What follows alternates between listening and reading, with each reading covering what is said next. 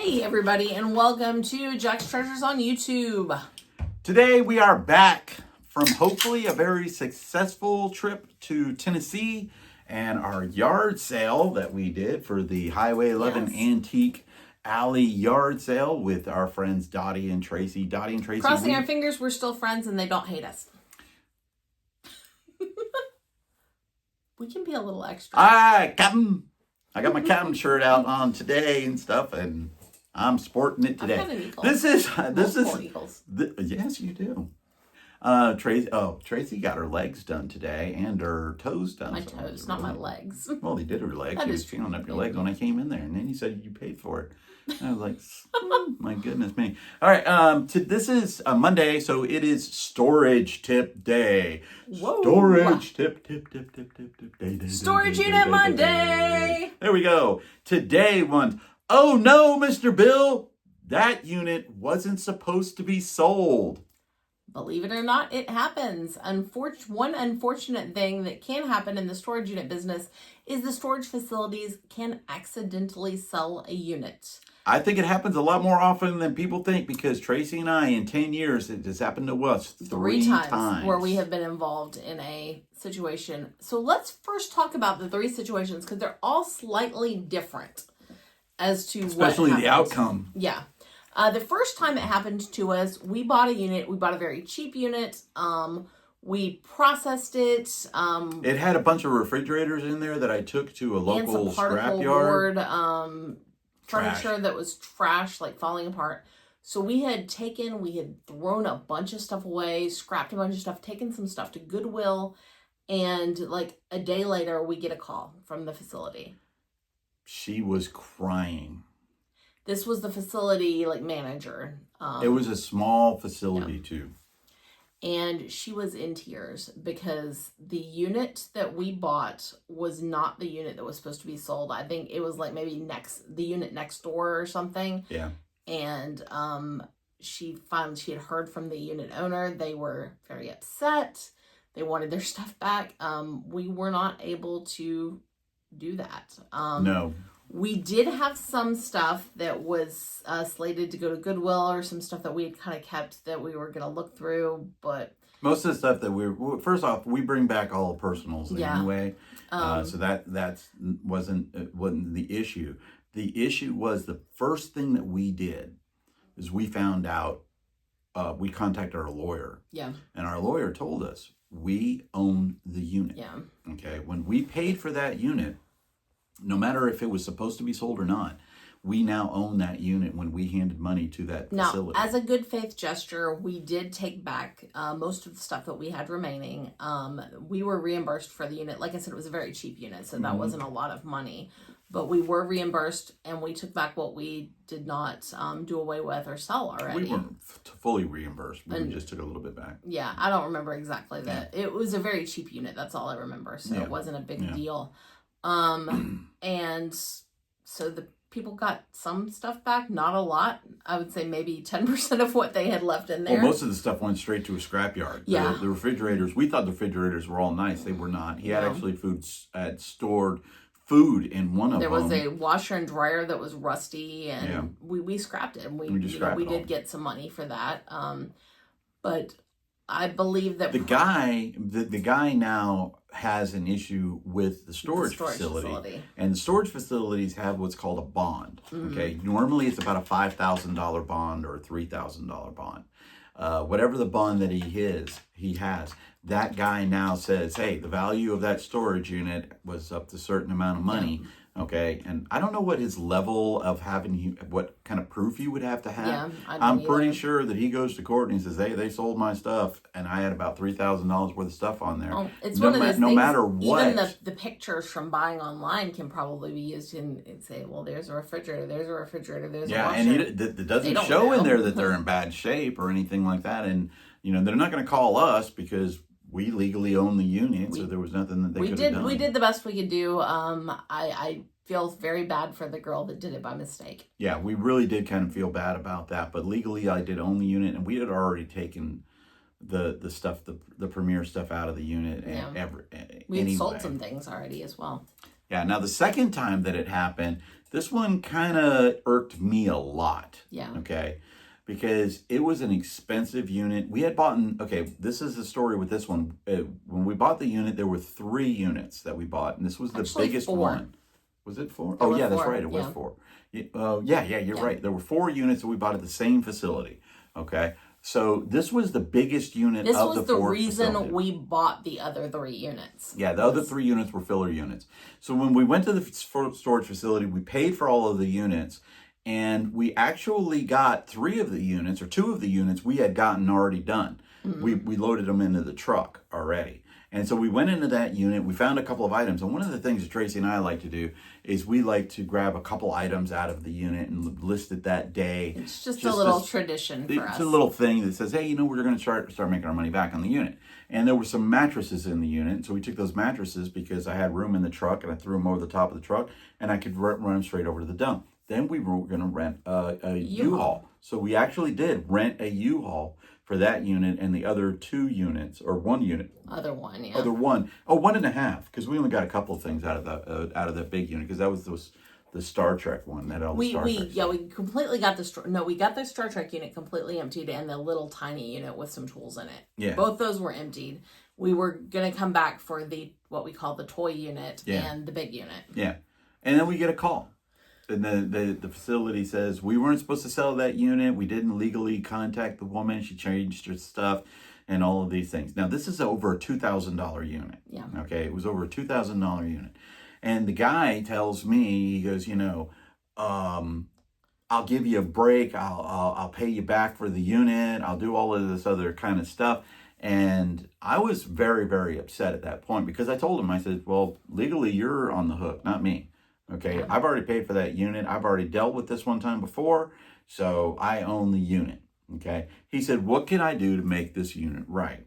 To make it right for me to keep the unit and buy this unit. I said, well, if you want to buy the unit back from me, it's going to cost you such and such amount of money, which was the cost of the unit that I already paid, the cost of the U-Haul truck that I already paid, and the cost of what I generally could see in the unit of the value. Okay. So I told him, I said, I'll take $5,000. Okay. He couldn't do that because he can't do that. He was in a small franchise. There were multiple units. He was dealing with. And so now I'm on the phone now with the district manager of all of the stores. Yeah. And so he's on the phone with me, and he says, I'll pay for the unit, I'll pay for your time, and I'll pay for the truck, but I can't pay for the value of the unit. Okay. I'm like, okay. And he goes, this was the thing that got me. He said, I will give you a deal, and when the next units that come up, that's really, really good, I'm going to offer it straight to you. So it won't go to auction. It'll go straight to you. Okay. That never happened. Yeah. Okay. I took the money back, and I paid for, I did tell him, I said, look, I took some stuff out of the unit. As a matter of fact, that was what unit, we took out a pair of shoes in that unit and sold it on the way home. Yeah. They were already sold. They were already in a shipped. box. So the people lost their mattresses that we threw away, and they lost a pair of shoes. Yeah. That I sold for $100. They're $100. So that was, to me, that's the unit that got away always, because I know there was a lot of cool stuff in that unit. Yeah. And legally, they weren't supposed to sell that unit. Well, legally they were, but the lady just pulled on the heartstrings because she's like, well, I changed my email address. I did this. You guys never got in contact with me. They don't have to get in contact with you. They have to try to get in contact with you. Only thing that for me saved that is that the 2 out of the other 3 units we got were bangers. Yeah. They were really, really good. I got the best designer purses I've ever gotten in a unit that were real ever in one of them, and the other one had these vintage metal Transformers Gen 1. And Star Trek. Oh my gosh. It was amazing. We made a killing on those other 2 units. We did kill it on those 2 out of those 3 units. The other one was fine. And then the guy was supposed to, I was like, I'll get good karma. This guy's supposed to think. I got his phone number and everything like that. Man, I never heard from that man again. Okay. So needless to say, he's not on my Christmas card list. That was episode number 2. Now this third one is really bad. He was really mad on this one. Oh, I was pissed. This one, I practically had to make him leave the facility without drawing a complete scene. First off, we never even bid on the unit. No. Okay. the facility contacted us and said somebody bought the unit and they didn't pick it up or they didn't pay for it. This is Do very you guys common. want it? I get And these I'm like, okay. messages on a weekly basis. Yeah, because we bought from units from not from that facility, but from the site before, which was storageauctions.net, I think. Okay, and I'm like, all right, let's take a look at it. So we took a look at it. We saw the offer on it, and we said, okay, we'll get it. We didn't have a unit at that time, so we go to the facility. It was a U-Haul in Canton, Georgia. Okay, if you're the guys that are in Canton, Georgia, exactly. Fuck you. Okay. Oh. Sorry, I know we're not allowed to say that on the site. Maybe we beep that out or something. But that one really got to me because we get to the unit, we paid for the unit, we go and start unloading the unit, and two other people come down the hallway, and they look at me and they go, "You're in our unit." I said, "What unit? I don't understand." She goes, "We just bought this unit." I said, "You couldn't have just bought this unit because I just bought this unit an hour earlier." So at this time, I leave him dealing with the people, and I go up and I get the manager or the employees. Whoever is up at the front office and, I'm like, everything like we that. got a problem. Yeah. And they come down and... Let's talk about the first problem. Here's the first problem. The person who won the auction, okay, came to the unit second. Yeah. I was the first one to come to the unit, but he didn't not pay for the unit. He won the unit, okay? And didn't get, he was, it's not that he was out of time to pay for it. It was that there was a miscommunication somewhere that they contacted me. So I went and paid for the unit. So by my lawyer, again, guess who owns the unit? We do. Me, okay? Well, not according to this guy. All right, this guy's saying that he bought the unit and he paid for the unit too. So literally within an hour's time, this one unit at the facility was sold twice. It gets worse. To two people. It gets a lot worse. Oh, it gets a lot worse. So we're sitting there, we're like, well, we paid for it. We've already started unloading it. You know, y'all are going to have to settle something with them because this is our unit. Yeah. And when that happens, another employee, a manager comes up and they're like, actually, this unit wasn't supposed to be sold. At all. At all. Yeah. So this was a unit that wasn't supposed to be sold, period, was sold to me on a re-thing because the facility thought that the unit didn't go, that the guy's payment didn't go through. So I get up there and I pay for it. All right. Now the other guy's pissed off too because he's up there too. And I right? Rightfully so. Right? Yeah, there's absolutely no reason for both of us. Both of us had a very good reason to be pissed off because of one, how they handled it. Mm-hmm. Okay. Okay. There's no way humanly possible you could sell the same unit within an hour. At the same facility. Something would have dawned dawned on somebody that, hey, somebody just bought this unit. It's not for sale anymore because somebody bought it. So how can somebody buy the unit twice? They did. All right. U-Haul Canton again. Okay. So the manager tells me, he says, well, you just put the stuff back in the unit. I'm like, fuck that. I'm sorry. Apologize. I said, I'm not putting anything back. Okay. And I'm not taking anything out of my truck. And you're not taking anything out of my truck. So we go out, post a thing, go get my money back. The guy actually brought our money back from the office, our cleaning deposit and our cash and whatever it may have been. Brings it all back, gives it to us and stuff like that. And then whatever he did with the other guy, I don't even know. Because at this point, I'm like, I want to talk to the district manager right now. Okay? Because you're going to pay me. You went full Karen. Oh, I did. I said, you're going to pay me for my time because you guys called me. I didn't call them. They called me and asked me to come and buy this unit. So now I'm livid because I had to drive to Canton, which was about an hour away, drive back from Canton without a unit, with about two things in the back of my truck, which were nothing anyway and stuff. And I get on the phone with the district manager and I tell him, I said, you owe me something for my time. I said, I just want $100 and that's it. Because my time is valuable at this point right here. You guys are the ones who called me. And he says, we didn't call you. The auction company called you. And I said, you told the auction company to call the next person because this auction wasn't paid for. Right. Okay. They don't just arbitrarily call me. All right. So I go round and round with this guy that it's the auction company's fault. I've already been on the phone with the auction company. I was already on the phone with them. Okay. And they told me that the facility told them that that it wasn't paid. Now, long story short, we got nothing back from U-Haul. I left them a very nasty review on Google, and I probably should have went to the Better Business Bureau, and I might have gotten something. But I could have went to a lawyer and got something. I just sort of let it go, let it out of my heart. Except for that SOB hanging up on me. Who did? He hung up on me. But that's the story of the 3 times that it has happened to us where a unit that was not supposed to be sold was sold to us. Mm-hmm. So we're just one couple. We've bought a lot of units, but we are just one couple. So it makes me think, how often does this actually happen? Yeah. And what is the legality of it? Mm-hmm. The legality of it is this. You can win an auction.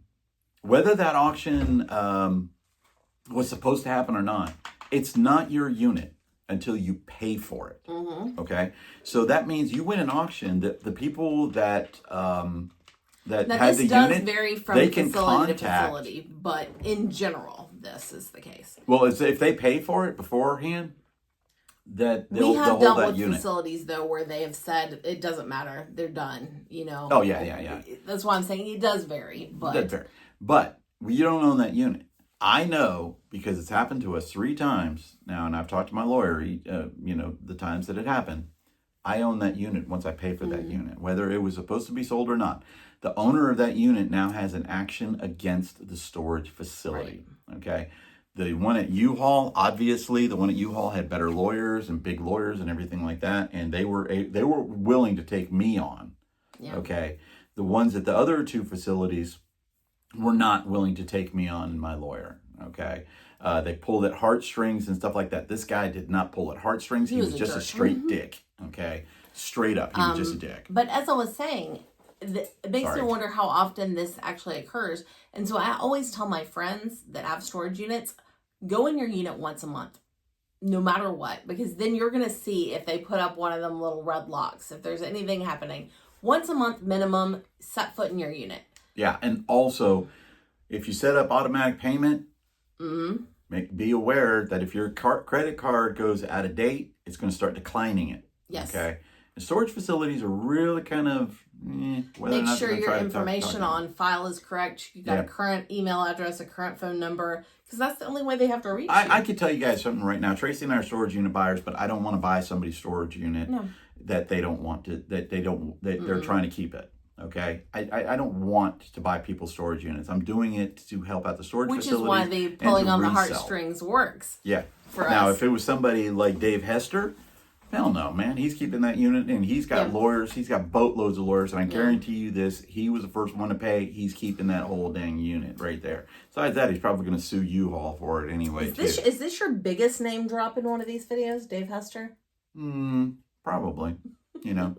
Hey, Dave, how you doing? Yo. Yeah, that's going to get us sued for sure. But tell us any experiences that you may have had, okay? Be very, very careful when you're buying storage units. The one thing that if you really, really want that unit, be at the facility when the thing closes, pay for that unit. There have been multiple occasions that we have done that. We have been bidding out in their parking lot so that we could turn the money in right away. Yeah, because I don't want to lose the unit to the person who has the unit, whatever it may be. If I really, really want that unit, you're going to go ahead and do that.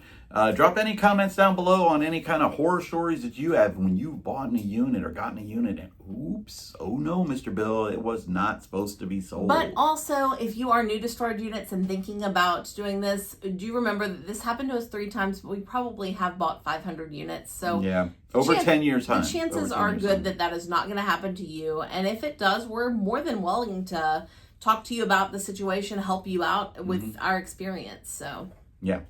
And if you really like the unit, drop some cheese in the comments down there below. We're kind of playing this cheese thing out a little bit. We're not going to be dropping cheese in the chat, guys. Drop some cheese in the chat. Help us out with Stop Soldier Suicide if you can down there below. Just anything that you can do to help Stop Soldier Suicide. There'll be a link below. And also, pet a cat. Peace out from Jack's Treasures. Hope we had a great yard sale. Bye.